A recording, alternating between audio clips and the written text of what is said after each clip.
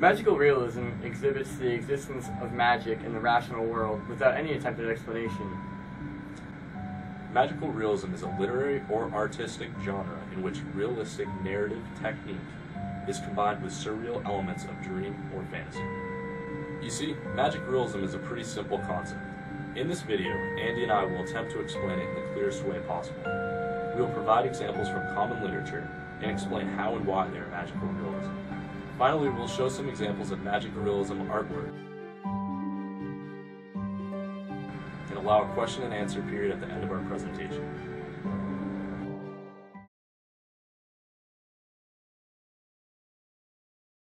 Hello, I'm Monica Pesa and I like books. I'm going to give you a summary on Song of Solomon by Toni Morrison. So basically there's this character named Milkman, and he realizes that his grandfather apparently had a lot of gold. He was rich. He found this out by his father. And so he goes on a hunt to look for the gold with his best friend Guitar, and that's where he finds out he meets his aunt Pilot. And then he looks for the gold, and then he doesn't find gold. Instead, he just finds his grandfather's bones. And then, so then he gets angry, and then he decides to go to Virginia and find the gold on his grandfather's old farm. And then he goes there and ends up finding gold. And then his best friend Guitar tries to kill him because he believes that Milkman is lying about not finding the gold. And then Milkman never finds the gold, but he finds out that his father, or his grandfather, flew back to Africa to escape slavery, and that is where the title derives, Song of Solomon, because of Solomon flying. And then, so he flew back, and then he realized that that was really cool, and then he respected his grandfather, and then he learned about his grandfather's history, and then he went back, and Guitar got a gun and tried to kill the Milkman, but then he accidentally shot Pilot, his aunt, and that's kind of how the story ends. Yeah, okay, so when Milkman finds out that his grandfather flew back to Africa, this is a time where there wasn't really planes for slaves or something, and so the magic realism part is that his grandfather somehow flew back to Africa, but it's not really explained how exactly he did that because it's basically impossible, but somehow, because he flew back, Milkman and his family are safe. Yeah. And somehow his grandfather had 21, or his great-grandfather had 21 kids. Now, while it's not physically impossible, it's practically possible.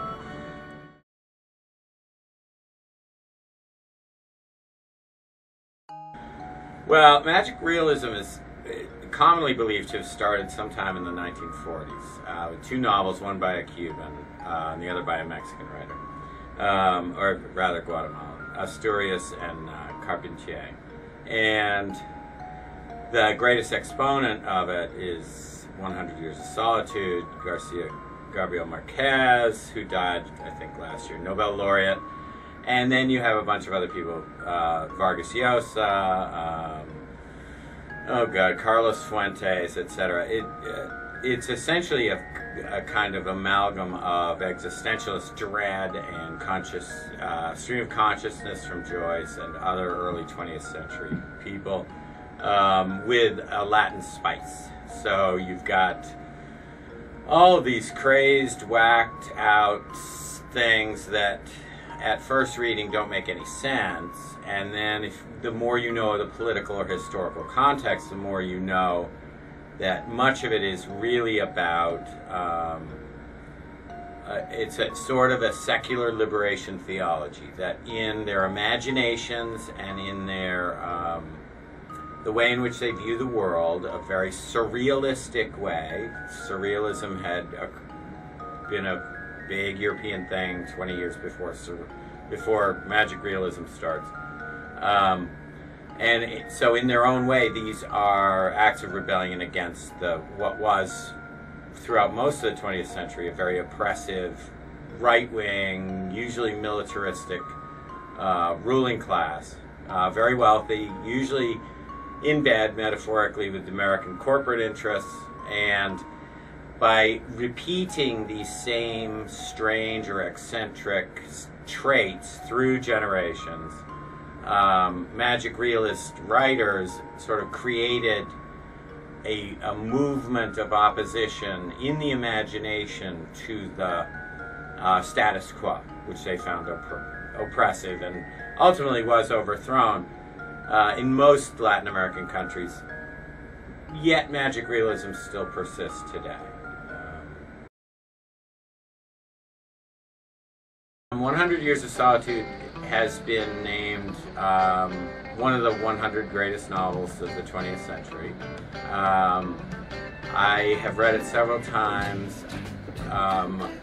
Like many great works of art, the first time knocks your socks off, and you're not necessarily really sure what it is or why it's so impressive. And then further reading allows you to explore the book more. It's about a made-up town that supposedly is based on Gabriel Marquez's hometown, and just very eccentric characters whose, as I said before, character traits, idiosyncrasies repeat through generations. There is it's been a long time since I read it, but there's a certain nod to ideas about immortality that, excuse me, the imagination is what never dies. The intellect and the imagination is what never dies in the spirit of mankind, and therefore you can perpetuate it through various acts of magic over the course of many different lifetimes, many different generations. This also is a nod to either mestizo or native Indian, South American Indian animism and shamanism and the use of incantatory spells, the use of drugs to put people into a trance in which their imaginations can flow back and forth over multi-generational families.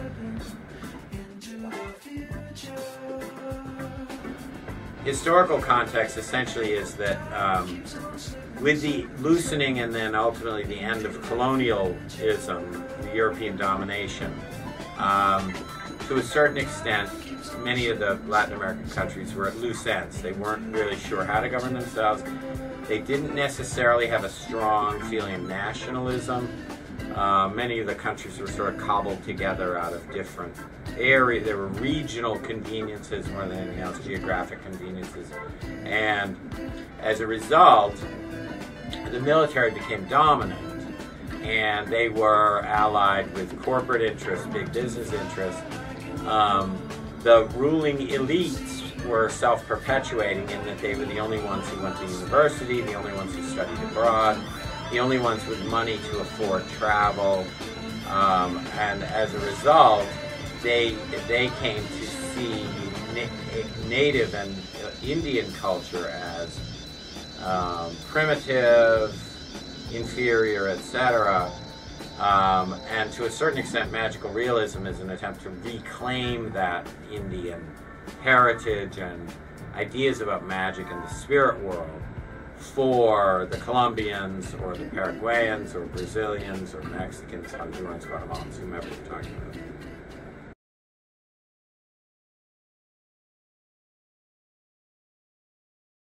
The Old Man with Enormous Wings by Gabriel Garcia Marquez is an example of magical realism. Here is a short video clip to summarize the plot. This is a story about a husband and wife named Pelayo and Elisenda who live near the ocean. They are proud parents to a newborn child, though the child is sick. After a bad storm, they notice an old man with wings near their house and keep him in the chicken coop. The townspeople are curious as to what the man is, and it is determined that the old man with wings is an angel. Father Gonzaga, the town priest, visits the old man with wings, but after speaking with him, the father doesn't believe that he is an angel. Despite his doubt, he still writes a letter to the bishop for orders on what to do. Meanwhile, Pelayo and Elisenda begin charging people money to see the old man with wings, and they become very wealthy. To capitalize on the popularity of the old man with wings, a woman spider arrives and impresses the crowd, which results in less visitors for the old man with wings. Pelayo and Elisenda build a new, bigger house and raise their son as the old man with wings continues to live outside. The old man with wings begins to get sick and loses his wings, but survives the tough winter. In the end, the old man with wings grows new feathers on his back and eventually flies away. Don't forget to subscribe for more Minute Book Reports, and thanks for watching.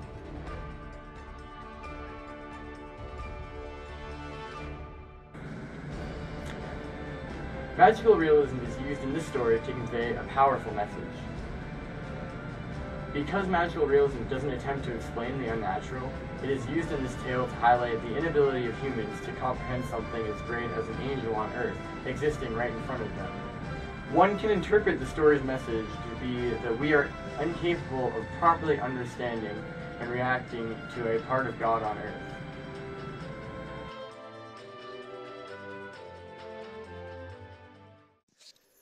So now you're probably wondering why Andy was flying around on a broomstick and playing the Harry Potter theme on his saxophone. We were trying to set the stage for our presentation and introduce a great example of magical realism. Magical realism takes unnatural or supernatural things and puts them in a perspective that makes them seem like normal everyday occurrences. In Harry Potter, at Hogwarts School of Witchcraft and Wizardry, the supernatural powers and magic that the wizards have is normal. At the school, everyone is a wizard and has some sort of magical power. The students have wands, practice spells, and fly around on broomsticks. At Hogwarts, this is an everyday occurrence, and we do not question it. There are also some ghosts, such as Sir Nicholas and Moaning Myrtle. In our society, ghosts frighten people. In Harry Potter, the ghosts are normal, and no one thinks it is strange in the slightest way. These are just a few examples of how the Harry Potter series is magical realism.